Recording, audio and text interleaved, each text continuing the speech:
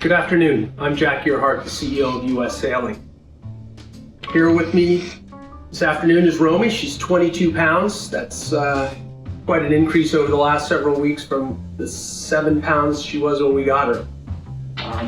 Anyway, she wanted to say hello to everybody. We had a busy week at US Sailing, some great sessions on the starboard portal, 3 of them actually this week, with starting with the youth program on Wednesday. John Pearson, a great panel talking about getting youth programs back up and running. We had a broader leadership forum on Thursday, which talked about a bunch of broad issues about getting back out on the water. And then on Friday, we focused on race management and getting racing going again. I think one of the interesting topics that we saw throughout that was, the opportunities to get families more involved, as well as staying local, all things that we've been trying to do and talking about for a long time. And it was really interesting to see the dialogue back and forth on the chat about the things that different folks are doing. I actually got a call this week from our local fleet captain for the J80 fleet talking about and asking how we wanted to get back out on the water. And it was, again, bringing the family out, making it simple, probably not using spinnakers, starting off at the club, using government marks, and just getting back out on the water. So we'll see how that goes, looking forward to it. I also had a great conversation with my daughter, Hannah, talking about maybe a double-handed boat that we could get and get out on the water, making it simple. So if anybody's got some good ideas on double-handed boats that would be fun, let us know. And one other thing that we're working on is the update to the Portsmouth Yardstick program that we have. We've got a bunch of volunteers in our offshore office staff that are looking into how to make improvements in that area. And that should be coming back online shortly with some more information. We're also talking with our friends over at the RYA about some systems that they have to make that a little bit easier for everybody. So stay tuned on that.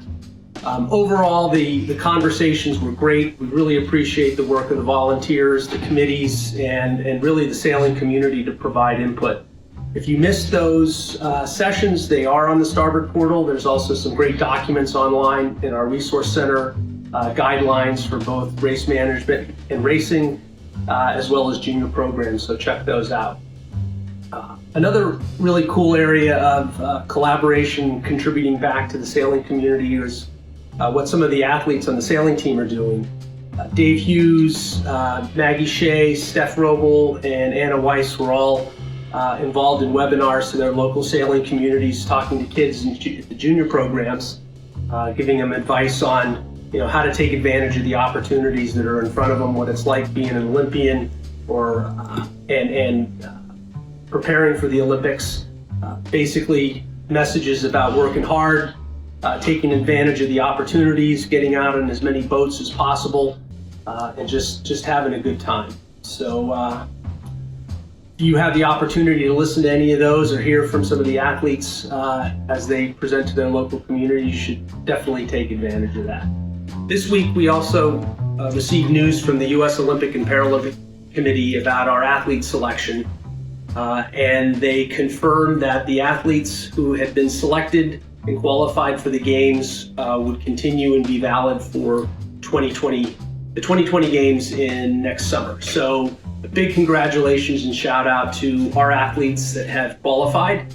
Charlie Buckingham in the laser, Paige Raley in the radial, Anna Weiss and Riley Gibbs in the NACRA, Steph Roble and Maggie Shea in the FX, and Farrah Hall and Pedro Pascal on the board. So awesome job. I know you all are excited about this news and can settle into really focusing on training. Congratulations, and we look forward to you representing Team USA next summer. Finally, I'd like to wish all the mothers out there a happy Mother's Day, to all the great moms who, like mine, either got us out on the water or encouraged us when we were out there and introduced us to this great sport. A big thanks. Couldn't have done it without you. I hope you all have a great week. Thank you again to our members and donors who have been supporting us in these challenging times. And we're working hard to continue to support the sport. So thanks again and have a great week.